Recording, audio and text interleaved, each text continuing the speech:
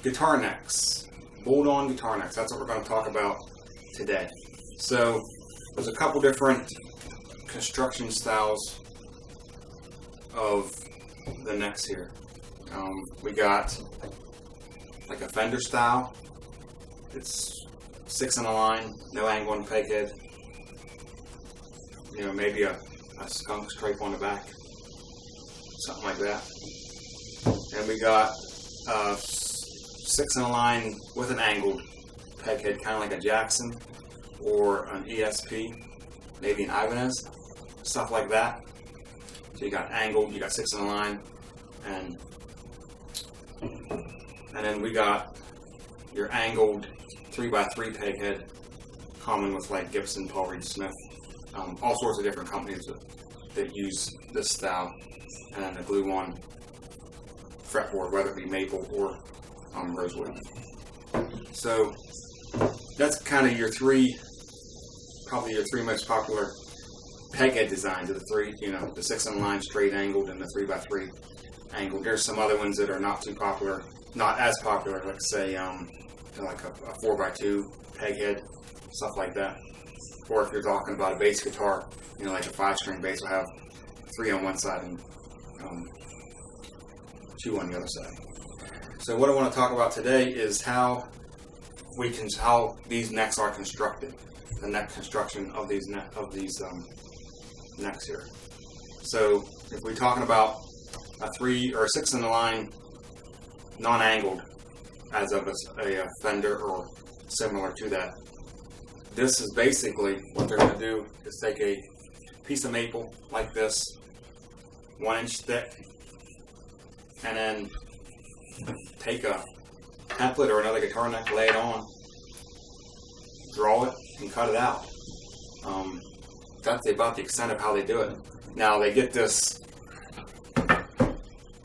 contour here. They get that because you got an inch thick, so you got to take, you know, the thickness of the neck is an inch when they start out. This comes down to ½ an inch. This stays ballpark 3/4, maybe 5/8 in that area. So this stuff's taken out, so whenever they round this neck, it's taken down. That's where that contour comes in at. And same way with the contour on the heel. And then on the fretboard, depending on what they're doing, if they're doing a maple fretboard like this one, it's one piece. It's not, the fretboard's not glued on separately. This is a one piece, and they cut the slots into the top of the fretboard itself. Now if you're putting a rosewood or ebony, naturally you got to glue that on. And if it's a one piece like this, you'll see the skunk stripe in the back because they got to install the truss rod in the rear because they can't cut the front. So that's where you get the skunk stripe from. Now, do they still put this in on rosewood ones? Yeah, they put it in because it's a nice touch. People like to have that on there. They don't have to put it in like that, but it's, you know, it depends on who's doing it and what. But that's how this kind of neck's made. Now, if we come to the angles like this, whether it be the 3x3s or the 6 in the line, there's a couple different ways these are constructed. First of all, this is a 5-piece. This is 2 stripes of walnut and 3 pieces of maple. And then the fretboard, this is glued on afterwards, and that's why the binding's around there. So the way these ones are constructed, there's a couple of different ways we can construct that. One way is taking pieces of maple, 3 or 4 pieces of maple that are like this, standing them up on end and gluing them together like that. Now once they're glued together like that, we come back through, take this neck, and basically, let's see if you can see this here. do one of these numbers. So we'll cut it like an inch down to here, and then when we get the angle, cut the angle down across here. And that's how you get this design here. Now, with this design, you can also put, like I did on this, put 2 pieces of walnut, and they would go, or 2 pieces of mahogany, or 2 pieces of anything. It's usually just a contrasting wood, and they would slide down inside there. You put like an 1/8 or 1/16, or something to that effect down inside there, and then sandwich them all together, glue them up, and that's how you get them 2 stripes around the back, which personally I think looks pretty cool. I love the contrasting wood like that,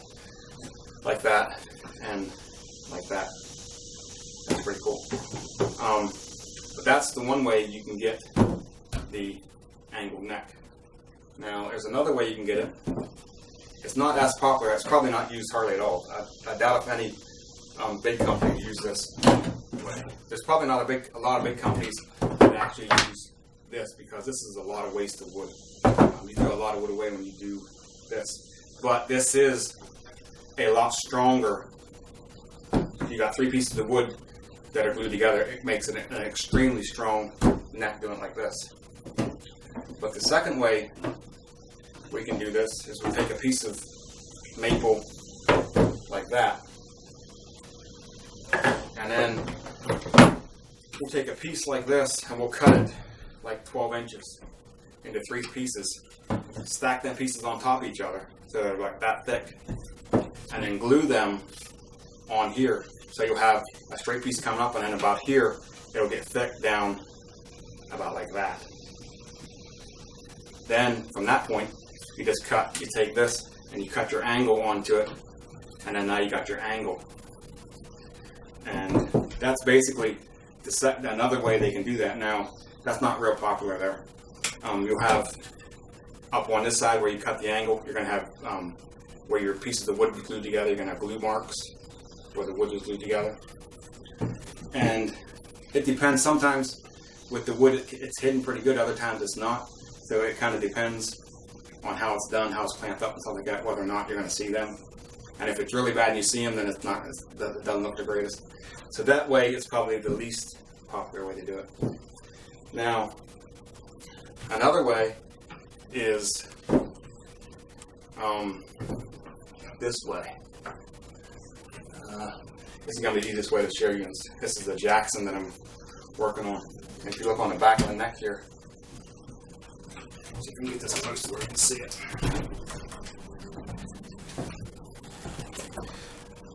If we look right here, we can see there's they call that a scarf joint.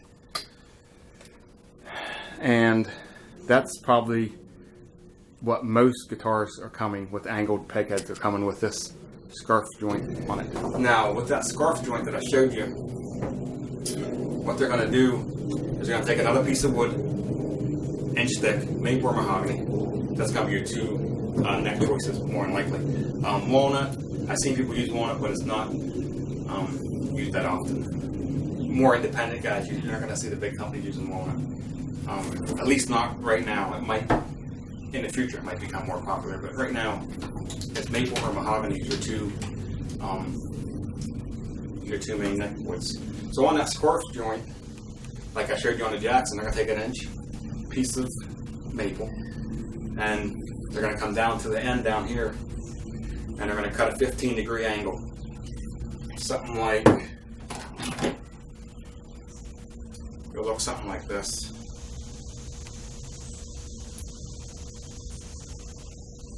If I can draw straight, I'll cut the wood like that. So it's going to come up, and it's going to angle at 15 degrees, or 17 degrees in that area, 15, 17 degrees.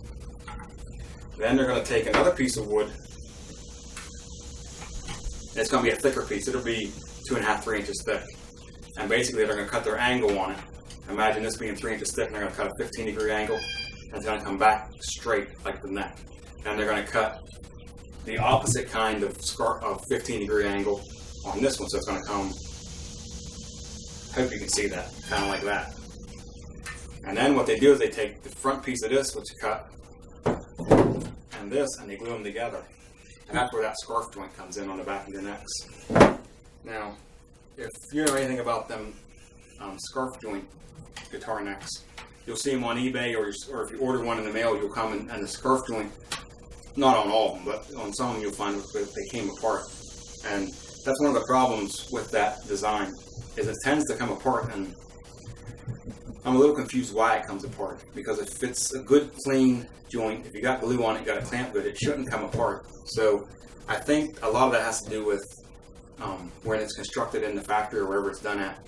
They're not doing a very good job of either putting too much glue on, not putting enough glue on, not clamping it properly, or not having good contact between the surfaces. Something in that area went wrong. Because if it's got not too much glue but enough glue, it's got good clamps, and the joints are straight when you put them together, this should never come apart. It really shouldn't. So that's your 3 basic designs: a 6 in a line, basically straight, a 6 in a line angled, and a 3x3 angled. You don't usually see 3x3 straight. You won't. It's rare you'd see a neck like that, but being 3x3. I'm not saying it's not out there, but it's rare. So those are basically probably your 3 most popular neck designs coming out from any major guitar company producing guitars today.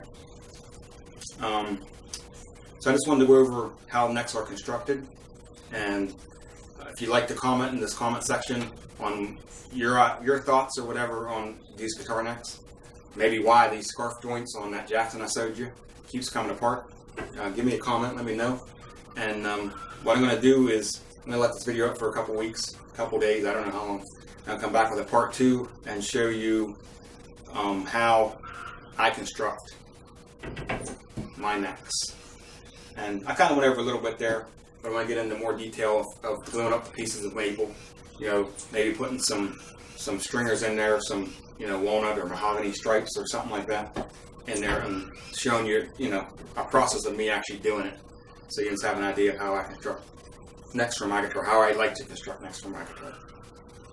I usually don't do necks like this. It's rare. I like the angled peg heads myself, and I like the 3x3 peg heads.